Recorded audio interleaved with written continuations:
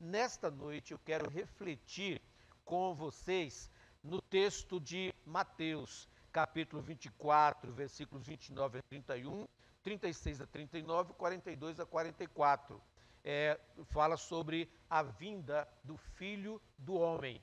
E nós vamos então fazer esta leitura que você estará acompanhando aí na tela.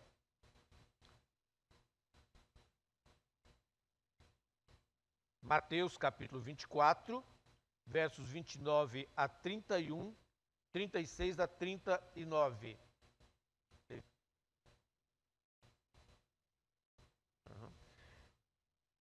Queria que você acompanhasse a leitura desse texto conforme projeção na tela.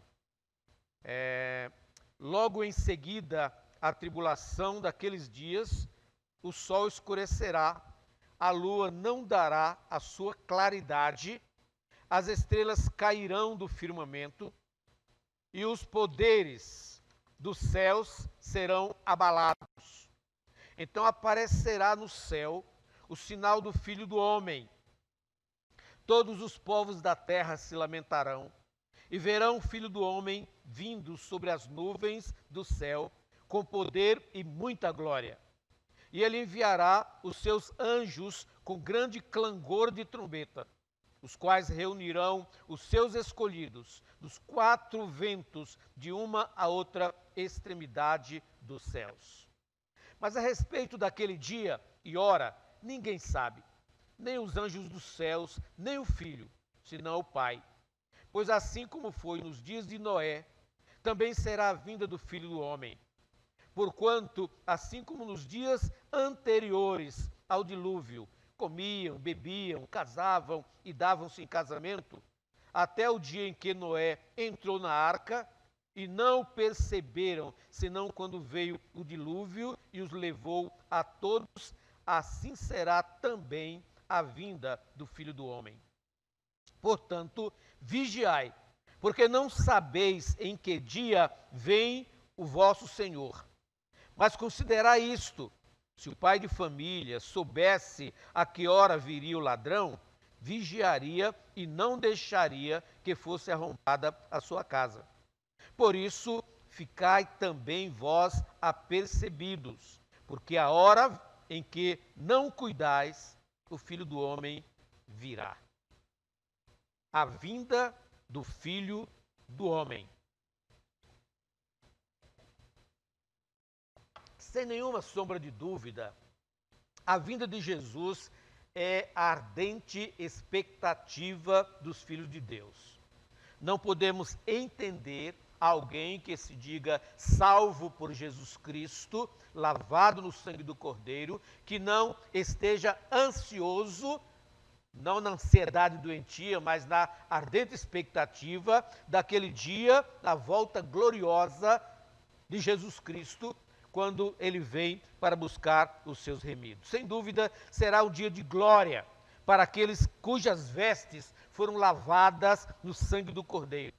O Cordeiro que foi morto na cruz, que ressuscitou o terceiro dia, que ascendeu aos céus, que está à direita do Pai. E ali ele está intercedendo, ele está aguardando o momento quando em glória e majestade retornará para levar os seus remidos. Será um dia de gozo, será um dia de regozijo sem fim. Mas também, queridos, será um dia de profunda tristeza para aqueles que tiverem rejeitado a Cristo Jesus como Salvador e Senhor, aqueles que tiverem negligenciado a vinda de Jesus. Será, sem dúvida, dia de profunda tristeza, de tremenda agonia. Cerca de 180 vezes, mais ou menos, 180, 185, 190 vezes na Bíblia, aparece a expressão o Filho do Homem, ora referindo-se à humanidade em geral, como Filho do Homem de modo geral, mas também aparece referindo-se a pessoas específicas, como é o caso do profeta Ezequiel, que no seu livro conta por cerca de 90 vezes essa expressão. Conforme lemos no capítulo 2, versículo 1, Deus falando ao Filho do Homem. E no livro do profeta Ezequiel aparece tantas vezes outras essa mesma expressão. E em outros personagens também. Mas esse termo, ele ganhou mais significação quando aplicada a Jesus. E é interessante que o próprio Jesus se apresentou com esse título nos evangelhos. Marcos, Mateus, Lucas, João, nós vamos encontrar sempre essa experiência, o Filho do Homem, demonstrando a humanidade de Jesus, a identificação do Deus conosco, através de Jesus Cristo, que se fez homem, habitou entre nós. Então, o Filho do Homem, ou seja, o Deus que se fez homem. Esta expressão está clara para nós. O texto relacionado aos dias de Noé faz parte do Sermão do Monte, o sermão proferido por Jesus. E ele também, ou melhor, o sermão profético de Jesus, não o Sermão do Monte, mas o sermão profético de Jesus nos últimos dias em que aqui esteve, falando sobre os acontecimentos da história da raça humana antes da sua gloriosa vinda. Antes que ele viessem, o que poderia acontecer? E nós temos vários textos proféticos que falam sobre a vinda de Jesus, que falam sobre os acontecimentos que antecedem a sua vinda. E nós já estamos vendo ao longo da história e na aproximação as manifestações e o cumprimento dessas profecias bíblicas sobre a vinda de Jesus. Nesse texto, Jesus se vale dos fatos acontecidos por ocasião do dilúvio para ilustrar o estado de negligência em que iria se encontrar a humanidade nos dias antecedentes à sua segunda vinda. Ele volta lá atrás, pega esse acontecimento do dilúvio, ilustrando, dizendo, nos últimos dias, a mesma coisa que ali aconteceu, irá acontecer também no futuro. Os dias de Noé foram dias de corrupção interna e externa, com a imaginação má dos pensamentos dos corações, corrupção interna, sendo expressa na maldade do procedimento, que é a corrupção externa. Analisarmos, nós vemos hoje, em nossos dias, a mesma coisa, a imaginação dos homens má e as suas ações piores ainda se manifestam. Em Gênesis, no capítulo 6, dos versículos 3 e 5, nós lemos o seguinte: Então disse o Senhor, o meu espírito não agirá para sempre no homem, pois este é carnal. Viu o Senhor que a maldade do homem se havia multiplicado na terra e que era continuamente mau todo o desígnio do seu coração. Então Deus olhou, Ele que criou o homem à sua imagem e semelhança, que com tanto carinho criou a mulher da costela do homem, firmando ali o primeiro casamento, abençoou a família, que os homens multiplicassem, enchessem a terra. Era o projeto de Deus. Só que Deus não criou robô, criou seres humanos com direito à imaginação, à criação, à criatividade. Infelizmente, na grande maioria, os homens usam a sua criatividade para o mal. Então Deus olha dos céus e vê que a humanidade está corrompida, vê que o seu coração é mau e que tudo que eles fazem, o desígnio do seu coração é maldade e as suas ações expressam a maldade que está no seu coração. Mas o apóstolo Paulo também predisse, escrevendo a Timóteo, que nos últimos dias isso iria acontecer também. Escrevendo a Timóteo na sua segunda epístola, no capítulo 3, versículos 1 a 5, ele diz: Sabe, porém, isto, que nos últimos dias sobrevirão tempos trabalhosos, porque haverá homens amantes de si mesmos, avarentos, presunçosos, soberbos, blasfemos, desobedientes a pais e mães, ingratos, profanos, sem afeto natural, irreconciliáveis, caluniadores, incontinentes, cruéis, sem amor para com os bons, traidores, obstinados, orgulhosos, mais amigos dos deleites do que amigos de Deus. tendo aparência de piedade, mas negando a eficácia dela. A semelhança dos dias de Noé, quando os homens seguiam o curso normal da vida que escolheram, comendo, bebendo, casando, dando-se em casamento e não deram conta do juízo inesperado de Deus. Assim, esses pensamentos profetizados pelo apóstolo Paulo irão prevalecer na mente e no coração da humanidade, impedindo que creiam em Deus e nas advertências quanto ao retorno iminente de Cristo. À semelhança de Noé, vemos as pessoas egoisticamente preocupadas consigo mesmas, comendo, bebendo, divertindo-se, entregando-se aos prazeres da carne, competindo por fama, riqueza, status, brigando e conspirando umas contra as outras e enganando umas às outras, até mesmo os amigos mais íntimos e familiares.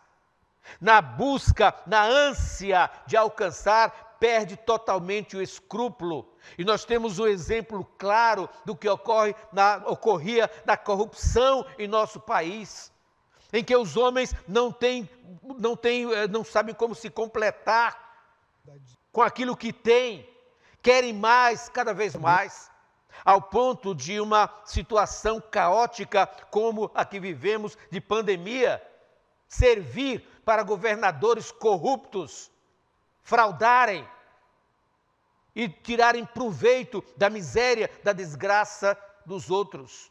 O que é isso, senão o cumprimento da palavra de Deus, mostrando que isto estaria acontecendo nos últimos tempos. E hoje nós temos humanos que preenchem exatamente essas características citadas pelo apóstolo Paulo. São os últimos dias. Jesus Cristo está às portas, está voltando, e tem muita gente dormindo, cochilando, como se nada acontecesse. Precisamos estar alerta. Ninguém quer buscar a verdade ou o verdadeiro caminho. Pelo contrário, negam abertamente a existência de Deus. A grande situação, a grande crise encontrada pelos homens maus hoje é que a verdade incomoda. O Evangelho está sendo pouco a pouco minada a sua liberdade. A pregação do Evangelho está sendo pouco a pouco minada. Essa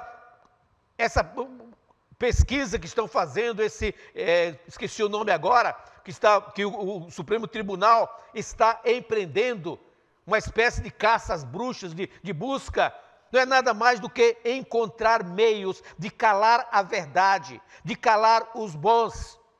Martin Luther King, ele usou a expressão, ele disse que não era incomodado pela ação dos maus, mas pelo silêncio dos bons. Não era a ação dos maus que incomodava, mas os bons silenciavam. E nós estamos muitas vezes calados diante de tudo o que acontece enquanto os maus estão agindo a cada dia. Se você não pode usar palavras para homens, use para Deus. Coloque os seus joelhos diante do Senhor, clame ao Senhor constantemente para que o Deus eterno intervenha nessa situação e possa calar os maus que tentam nos calar. Não nos iludamos, queridos, que esse bloqueio, essa situação dos templos fechados, de tudo fechado, é uma maneira de nos limitar a nossa liberdade a cada dia. E assim nós podermos perder todos os nossos direitos, enquanto os maus estão alcançando, estão dominando, estão se enriquecendo. Que Deus nos livre desta situação, que Deus nos dê condições de superarmos. Nós precisamos entender, como diz o apóstolo João, em 1 João capítulo 5, 19, sabemos que somos de Deus e que o mundo todo está sob o poder do maligno. Quando os homens estão sob o poder do maligno, eles perdem a noção do que é bom, eles perdem a noção do que seja bondade, eles perdem a noção do que seja divino, do que seja sagrado, porque o Deus desse século, como diz o apóstolo Paulo, cega-lhes o entendimento, de tal forma que eles perdem a capacidade de ver, perdem a capacidade de perceber o próprio mal que realizam contra si mesmos, porque estão se autodestruindo e destruindo aos outros. A humanidade vive sob o domínio de Satanás. E o que entristece é que até mesmo os que creem no Senhor, muitos se deixam degradar para seguir as tendências mundanas. Quantos que estão hoje vivendo de forma vazia, de forma fria, de forma indiferente, conforme falei nessa manhã na mensagem, meramente uma religiosidade, meramente seguindo a Deus por religiosidade, mas não por uma consciência clara do agir de Deus na sua vida, não com uma consciência clara de que precisa se arrepender dos seus pecados, entregar a sua vida a Jesus, deixar que realmente Jesus seja Senhor da sua vida, deixar que o Espírito Santo de Deus possa trabalhar a sua mente e coração, e poder assim desfrutar da presença de Deus. Convém salientar, amados, que os antediluvianos, eles não perceberam por ignorância, mas por vontade deliberada. Não foi por ignorância que eles se revoltaram contra Deus, não foi por ignorância que eles abandonaram o temor a Deus, que eles se enveredaram pelo mal. Não foi por ignorância, foi por vontade deliberada. Eles tinham a luz exterior, eles tinham a criação para mostrar o poder de Deus, eles tinham a pregação de Noé a mostrar o poder de Deus. Eles tinham também a luz interior. O apóstolo Paulo, escrevendo aos Romanos, no capítulo 2, versículo 15, ele diz: os quais mostram a obra da lei escrita em seus corações, testificando juntamente a sua consciência e os seus pensamentos, quer acusando-os, quer defendendo-os. Salomão diz em Eclesiastes que Deus criou o homem bom, mas o homem fez coisas erradas, coisas ruins. Deus criou o homem na sua bondade, mas o homem criou muitos males. E Deus também colocou na mente do homem a ideia do eterno. Mesmo aqueles que se dizem ateus, que dizem não crer em Deus, que abominam a Deus, por que eles odeiam os cristãos? Porque eles sabem que os cristãos adoram ao Deus verdadeiro, sabem que os cristãos têm um Deus. Eles sabem disso, têm o temor, têm a acusação na sua consciência do agir e do existir de Deus, porque Deus colocou na mente do homem, no coração do homem, a ideia do eterno. Então, mesmo quando ele se diz ateu, quando ele diz não acreditar, mas no íntimo ele sabe, a sua consciência acusa, porque ele tem a lei interior, ele tem o que Deus colocou na sua mente, no seu ser, para compreender.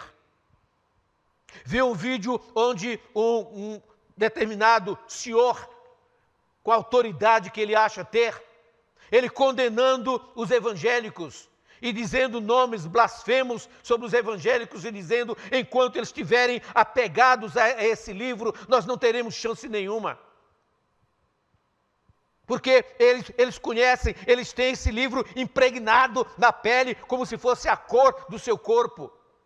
Mas é isso mesmo, ateu, é isso mesmo, incrédulo. Nós temos a palavra do Senhor em nosso coração. Nós temos a palavra do Senhor na nossa mente, porque nós cremos no poder de Deus, nós cremos no amor de Deus, nós cremos na dádiva preciosa de Deus a nós, nós cremos no seu Filho amado Jesus, que a si mesmo se entregou por nós. E isso nós só entendemos pela fé.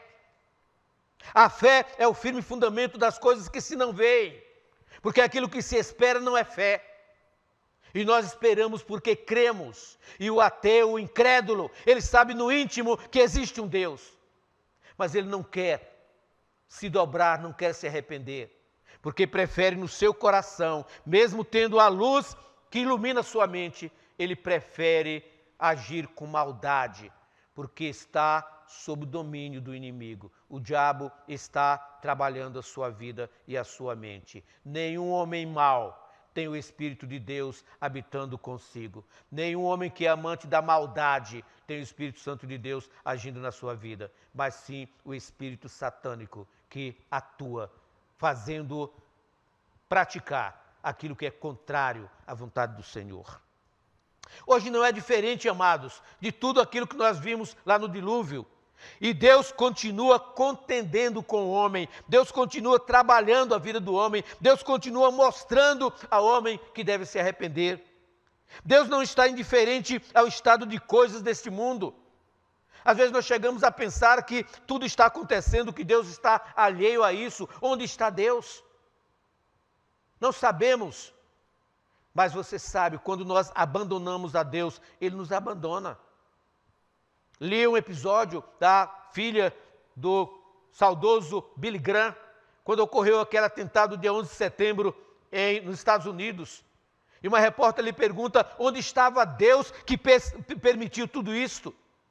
E alguém já tem feito a mesma pergunta, onde está Deus que está permitindo toda essa situação? A filha de Billy Graham respondeu, Deus está no seu lugar santo, está no seu trono, no mesmo lugar que sempre esteve, vendo a humanidade, vendo tudo o que está acontecendo. Por que Ele não atende? Porque vocês resolveram abandoná-lo. No dia que vocês disseram para Deus, olha, não queremos mais a sua intromissão na minha vida, não queremos mais a sua ação em nossa vida, não queremos mais depender do Senhor. E então diz ela, Deus como um bom cavalheiro que é, simplesmente se afastou e deixou a humanidade sofrer as consequências do seu pecado. A Bíblia diz que a chuva cai sobre maus e bons. Então o mal também cai sobre maus e bons. E assim, por causa da corrupção dos maus, os bons têm pago um preço alto. Mas isso é a situação, a consequência. O salário do pecado é a morte, a consequência são essas.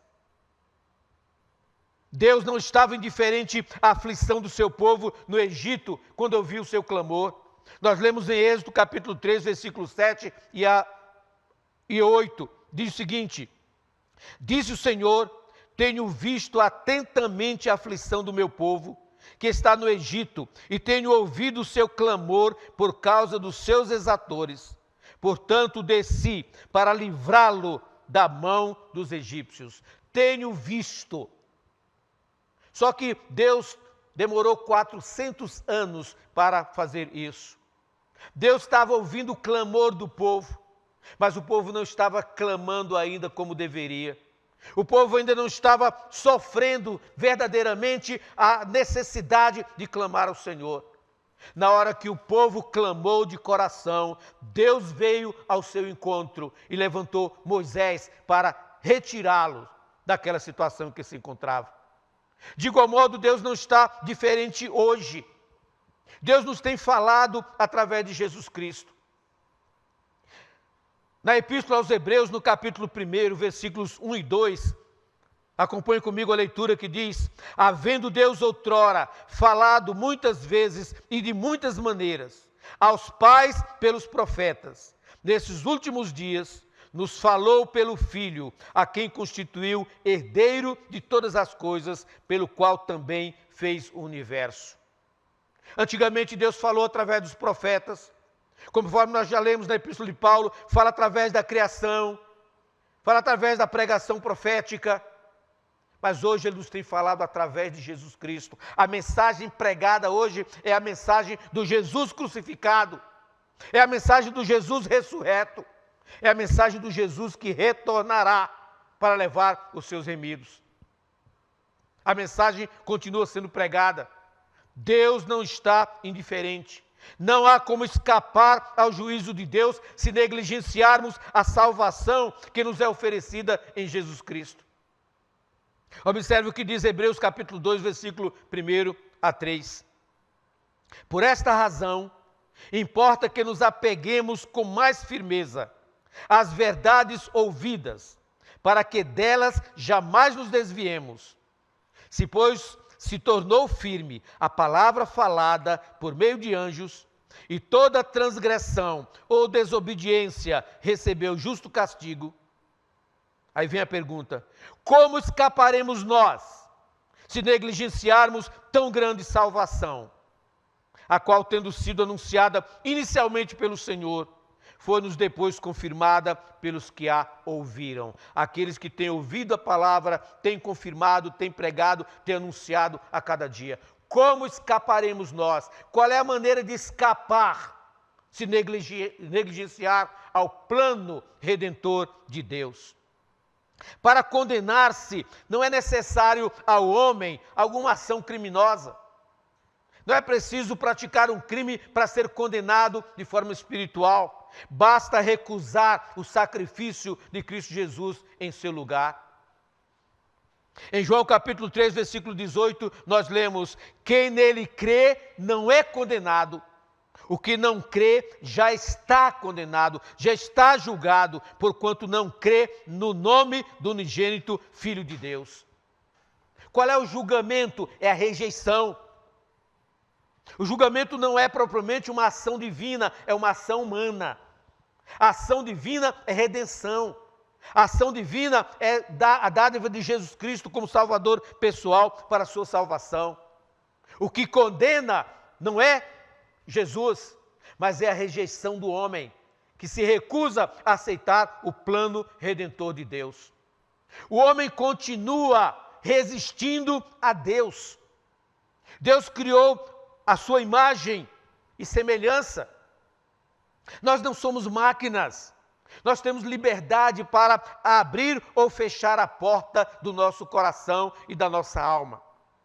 Em Apocalipse capítulo 3, versículo 20, nós lemos as palavras do Senhor Jesus: eis que estou à porta e bato, se alguém ouvir a minha voz e abrir a porta, entrarei em sua casa, com ele cearei e ele comigo. Jesus só entrará se a porta lhe for aberta. Ele não é o ladrão que vai arrombar a porta do seu coração, da sua vida, para entrar na marra. Você precisa dar lugar ao Espírito Santo de Deus. Seja você convertido ou não.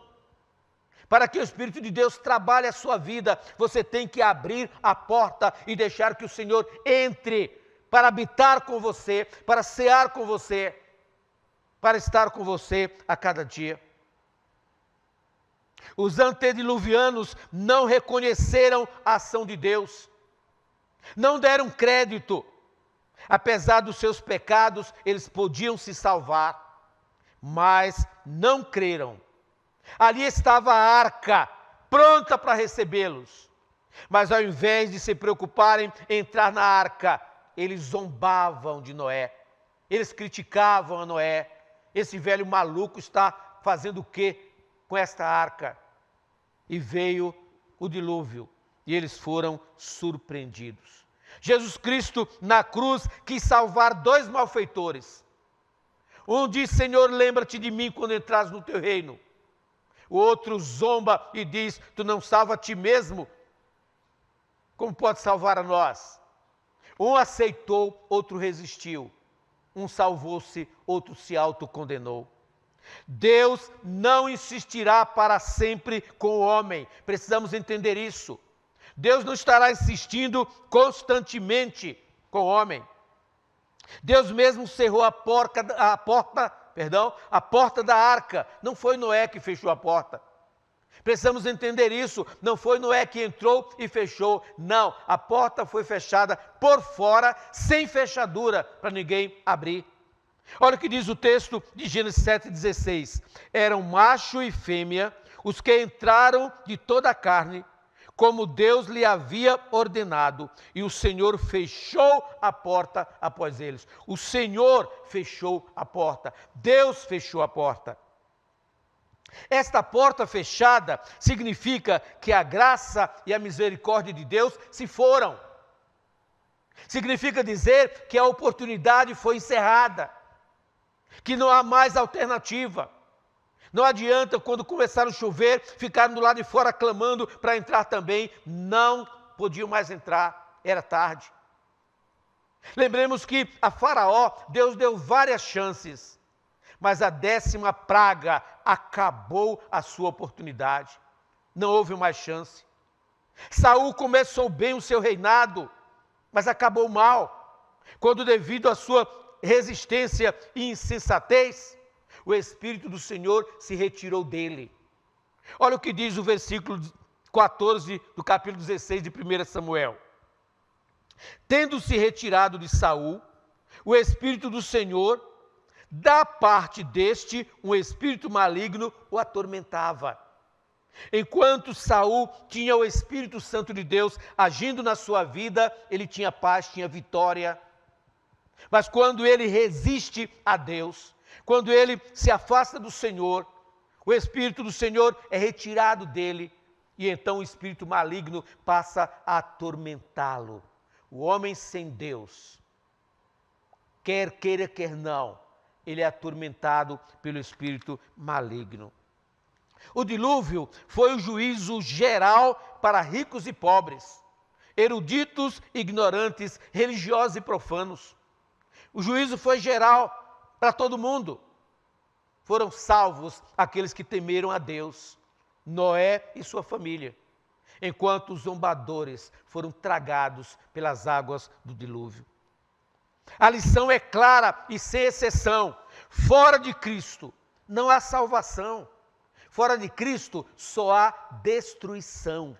Se você quiser salvar a sua alma, tanto na eternidade quanto ainda nesta vida, você precisa submeter-se incondicionalmente a Jesus Cristo como Salvador e como Senhor da sua vida. A maior insensatez que o homem pode cometer é rejeitar a palavra de Deus. Dentro da arca havia segurança, mas fora da arca houve total destruição. O apóstolo Paulo afirma em Romanos capítulo 8, versículo 1, agora já não há condenação para os que estão em Cristo Jesus. Para os que estão em Cristo, há vida e vida abundante. Concluindo, queridos, esta reflexão, como nos dias de Noé, o mundo segue o seu curso normal. Nenhuma preocupação, até mesmo com muitos que dizem aguardar a vinda do Senhor. Acomodação, insensibilidade, tranquilidade total. O Evangelho está sendo pregado, Deus continua dando oportunidade, Deus continua insistindo com o homem que se arrependa dos seus pecados. A oportunidade chegará ao fim, quando o Filho do Homem, Jesus, voltar e fechar a porta. Como diz o escritor aos Hebreus, no capítulo 3, versículos 7 e 8, assim como diz o Espírito Santo, hoje, se vocês ouvirem a sua voz, não endureçam o coração. O dia é hoje. Ainda o escritor sagrado, ele alerta, Hebreus 3, 12 e 13, tenham cuidado, irmãos, jamais aconteça haver em qualquer de vocês perverso coração de incredulidade, que os afaste do Deus vivo. Pelo contrário, exortem-se mutuamente, cada dia, durante o tempo que se chama hoje, a fim de que nenhum de vocês seja endurecido pelo engano do pecado. Sabe, queridos, o que eu estou fazendo aqui agora é exortando, porque a palavra de Deus assim nos manda fazer. Mas essa palavra não é dada só a mim, é dada a você, que já teve uma experiência pessoal com Jesus Cristo, que conhece as Sagradas Escrituras, que sabe o caminho dos céus, que já tem experimentado uma vida nova e diferente. Você tem o compromisso dado por Deus de proclamar esta palavra. Por isso que ele diz, cuidado, que não haja em vocês um perverso coração de incredulidade. E o escritor sagrado diz perverso, porque a incredulidade é perversidade. Destrói a alegria da alma, destrói a paz, destrói a visão dos céus, destrói a visão da vida eterna. Nos faz acomodados com este mundo, como se aqui fôssemos ficar eternamente. E nós sabemos que nós somos peregrinos, somos apenas passageiros por esta vida. Portanto, diz a palavra de Deus, jamais aconteça haver em qualquer de vocês perverso coração de incredulidade que os afaste do Deus vivo. O apóstolo Paulo diz, escrevendo a Timóteo, em outro texto, que nos últimos tempos haverá apostasia, haverá afastamento de Deus, haverá voltas às costas para o Senhor. E nós já estamos vivendo esse tempo. Muitos daqueles que caminhavam conosco já não caminham mais. Se afastaram dos caminhos do Senhor, apostataram da fé. Pelo contrário, exortem-se mutuamente cada dia, durante o tempo que se chama hoje, a fim de que nenhum de vocês seja endurecido pelo engano do pecado. Não nos deixemos enganar pelo pecado. Não existe nada mais agradável nesta vida do que esta alegria da comunhão com Deus através da ação do seu Santo Espírito. Nada pode superar isto. Se você não conhece ainda essa paz, experimente. Hoje é o dia mais importante para decisões importantes. Não se deixa para amanhã o que se tem que decidir hoje. Portanto, não deixe para amanhã, decida agora. Tome a sua decisão. Se você ainda não conhece Jesus Cristo como seu Salvador pessoal, não entregou a sua vida a Jesus, arrependa-se. Confesse a Jesus como Salvador pessoal. Entregue sua vida, desfrute desta alegria. Não siga o caminho dos incrédulos, não siga o caminho perverso da incredulidade, mas busque esta comunhão íntima com o Pai. Busque esta vida preciosa com Jesus. Prepare-se para a eternidade. Qual vai ser a sua atitude? Qual vai ser a sua resposta? Ah, pastor, mas eu já sou crente e sou salvo. E a sua vida como está? Como está a sua comunhão com Deus? Como está a sua vida devocional? Como está a sua preocupação com a vinda de Jesus? Como está a sua expectativa da volta de Jesus? Como você está levando a vida na sua comunhão com Deus? Quem é Senhor da sua vida? Jesus ou você mesmo?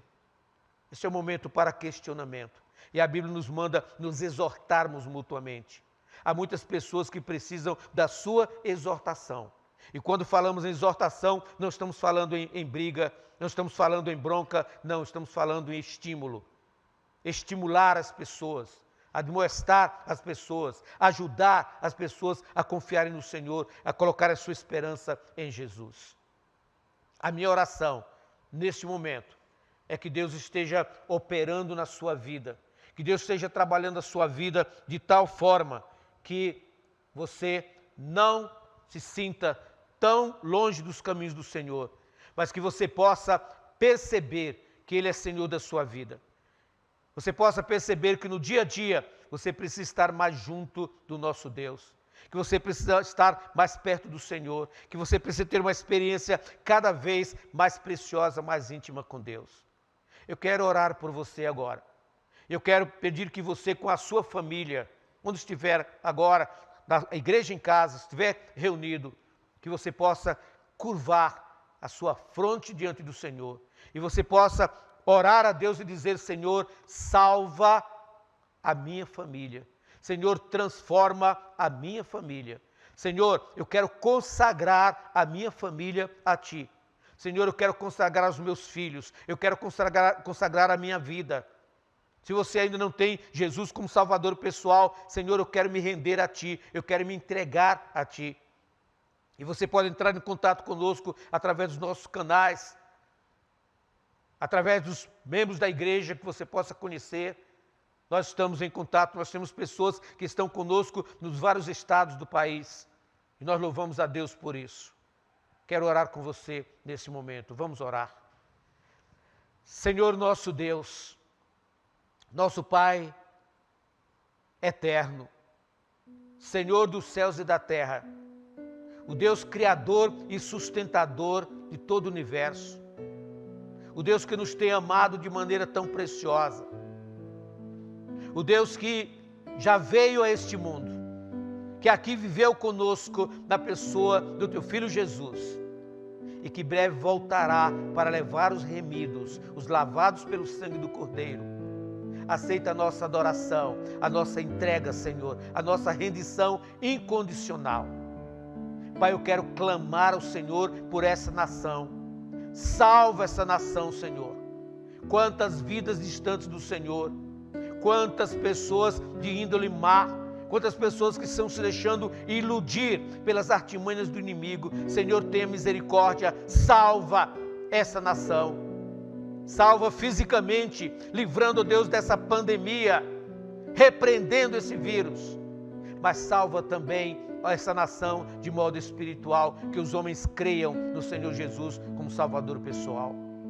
Deus, oramos pelo nosso presidente, pelos seus ministros, pelos governadores, pelos prefeitos, pelo Congresso Nacional, pelo Supremo Tribunal, pelas câmaras de vereadores, Assembleia Legislativa, secretariados e todos aqueles que trabalham no lidar com o povo. Que o temor do Senhor seja o princípio da sabedoria desses homens. Que nós possamos ter dias melhores, porque o Senhor estará operando na vida desses líderes em nossa nação. Deus, provê a cura das nações. Ó Deus, perdoa os nossos pecados, as nossas falhas. Dá-nos uma semana de bênção. Abençoa cada família, Pai. Abençoa a minha família. Abençoa as nossas famílias. Ó Deus, são tuas, são consagradas a Ti. Nós entregamos nas Tuas mãos. Que a graça de nosso Senhor e Salvador Jesus Cristo, que o amor de Deus, o nosso eterno Pai, que as doces consolações do Seu Santo Espírito estejam sobre nós e sobre todo o povo de Deus espalhado na face da terra, até a volta gloriosa de Jesus, quando estaremos com Ele por toda a eternidade. É em nome dEle que oramos, agradecidos. Amém e amém.